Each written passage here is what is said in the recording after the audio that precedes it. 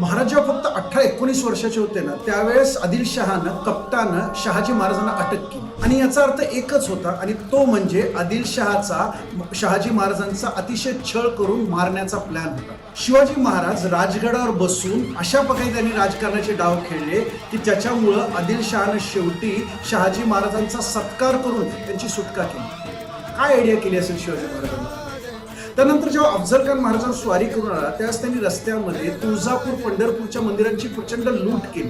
याचा महाराजांना खूप त्रास झाला.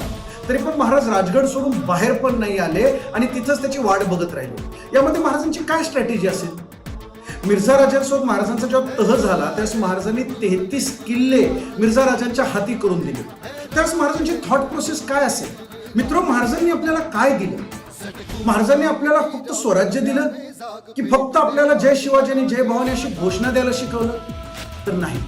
अशा कित्येक संकटातनं आणि अशा कित्येक प्रसंगातनं जाताना महाराजांनी आपल्याला प्रचंड मोठी शिकवण दिली. 19 तारखेला शिवजयंती येत आहे आणि त्या निमित्तानं 18 फेब्रुवारीला रात्री 9 वाजता आयटॅप एज्युकेशन ह्या यूट्यूब चॅनलवर लाईव्ह सेशनद्वारे मित्र मी आपल्याशी महाराजांच्या अशा काही अतिशय एक्साइटिंग प्रसंगाबद्दल डिस्कस करणार आहे, ज्याच्यामधनं ना आज 400 वर्षानंतर पण आपण खूप काही शिकू शकतो आणि ते इम्प्लिमेंट करून लाईफमध्ये प्रचंड यशस्वी होऊ शकतो.